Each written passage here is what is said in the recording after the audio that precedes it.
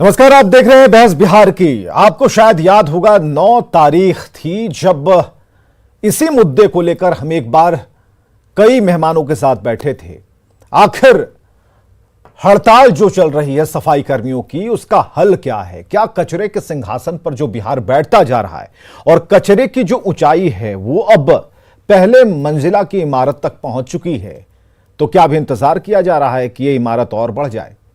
बिहार में हड़ताल अभी भी जारी है और राजधानी पटना की अगर हम बात करें तो राजधानी पटना, जहां एक दिन में 800 टन सड़ांध वाला कचरा जो है वो बाहर निकलता है। छठा दिन है। हिसाब किताब अगर सही है आपका तो आप इस पर जोर आजमाइश कर सकते हैं।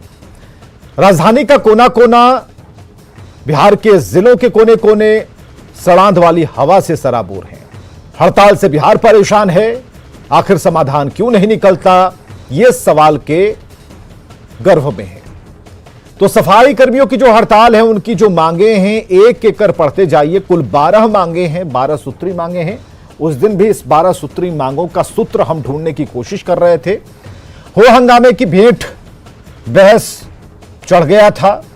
हालांकि बात यह कही जा रही है कि सरकार के जो अधिकारी हैं उन तक हम अपनी बात कैसे पहुंचाएं, क्या कहें उनसे, क्योंकि जितनी बार वो बुलाते हैं सचिव महोदय, वार्ता विफल रहती है। लेकिन मानवता के लिहाज से कई सवाल भी हैं।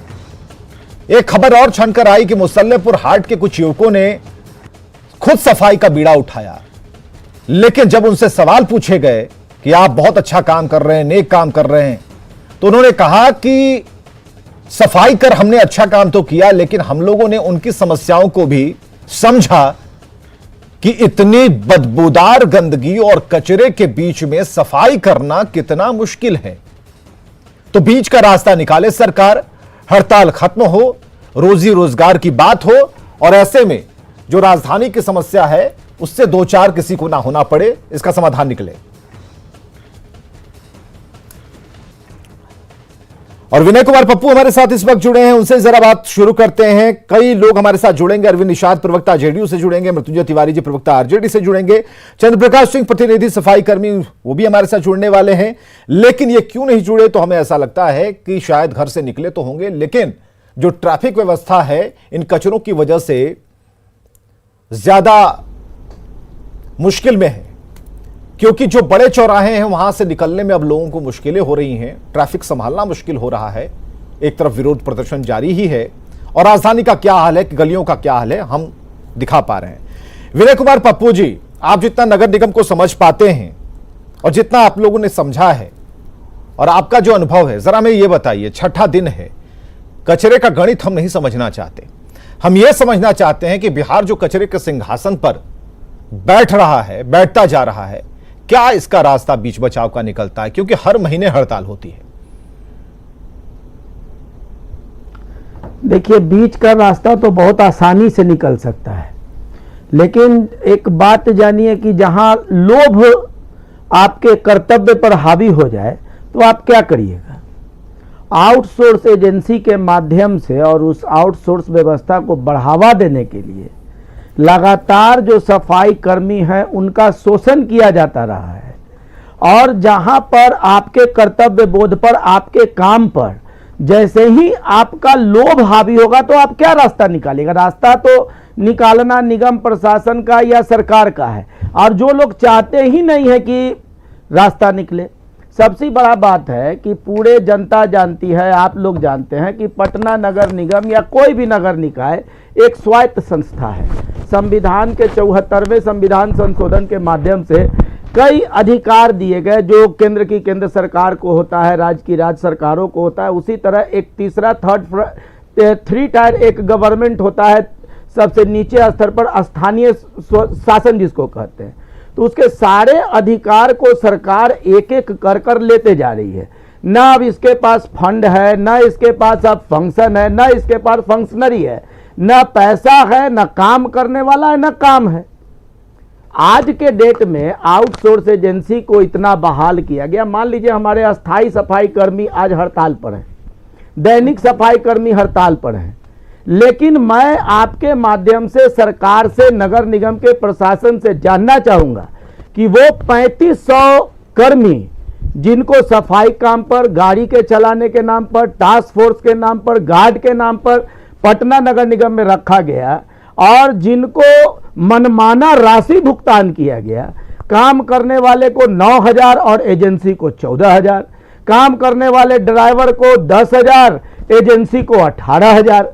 ये तो मैं आपके पिछले कार्यक्रम में भी बोला था और इस पर माननीय मुख्यमंत्री जी को देखना चाहिए कि पटना नगर निगम में खास करके आउटसोर्सिंग के नाम पर तो लूट का गर्दा मचा दिया है। गाड़ी नगर निगम का, ड्राइवर आउटसोर्स एजेंसी का, तेल भराएगा नगर निगम और सारा काम करेगा नगर निगम, जिसमें आराम से कमीशन खोरी हो सके। तो ये सारा चीज जहां पर लोभ हावी हो जाएगा तो कोई भी समस्या पर ध्यान किसी का कहां से जाए। ठीक है, चंद्र प्रकाश सिंह प्रतिनिधि सफाई कर्मी हमारे साथ मौजूद हैं। मृत्युंजय तिवारी जी प्रवक्ता आरजेडी से आ चुके हैं, बहुत बहुत स्वागत है सर आपका। चंद्र प्रकाश जी, आप अभी सुन पा रहे थे विनोद कुमार पप्पू जी को, इन्होंने कहा कि लोभ अगर हावी हो जाए तो आगे धुंधला धुंधला सा दिखता है और मोतियाबिंद जैसा अनुभव होता है। सरकार इसे ब्लैकमेलिंग का नाम देगी कि कुछ लोग हैं जो कि ब्लैकमेलिंग कर रहे हैं, तो किस तरीके से ये चीजें ब्लैकमेलिंग और ब्लैकमेलर के उपाधि से आप लोगों को सराबोर करती हैं? सरकार की समझ में ये बातें क्यों नहीं आती हैं? सचिव से जब आपकी बातचीत हुई तो क्या हुई, किन बिंदुओं पर हुई, सचिव महोदय ने क्या कहा, जरा विस्तार से जरा हम जानना चाहेंगे। देखिए, हम आपको एक दो बात बोले। एक जो है ना, ये ब्लैकमेलिंग वाला ही तो बड़ा मुश्किल है कि जब कोई अपनी बात को रखे, आप माने नहीं और उसके लिए जो उसको कॉन्स्टिट्यूशनल राइट जिनको मिला हुआ है उसका अगर हम उपयोग करें तो आप कहिए कि ब्लैकमेलिंग हो रहा है। तो देखिए, सरकार के पास जब कोई जवाब नहीं होता है, थोथर दलीली जिसको हम कहते हैं, वो करना हो तो आप कहिए कि ये ब्लैकमेल कर रहे हैं। हम जरा जानना चाह रहे हैं कि क्या ब्लैकमेल कर रहे हैं। हम 2 दिनों से नगर विकास के जो प्रधान सचिव हैं उनसे बात किया। अब वो आखिर में कहते हैं कि ये मामला वित्त विभाग का है, ये मामला कैबिनेट का है।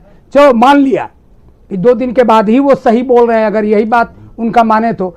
मैंने उनसे पूछा कि आप जरा जवाब दीजिए कि आपको अगर ये लग रहा है कि मामला वित्त विभाग का है, तो आपके जो मंत्री हैं, जो राज्य के उप मुख्यमंत्री भी हैं, वो नगर विकास मंत्री भी हैं और वित्त मंत्री भी हैं, तो कितना देर लगेगा? आप फाइल तैयार करेंगे, आप कहते हैं कि हम करने को तैयार हैं, लेकिन डिप्टी सीएम ने डिप्टी सीएम ने तो कहा था कि हड़ताल खत्म हो जाएगी। ही नहीं है। अब डिप्टी सीएम ने तो पूरे दावे के साथ कहा था कि हड़ताल खत्म हो जाएगी, यानी कि हमें भी लगा कि कुछ बात अंदर खाने हो रही है। अरे एक बात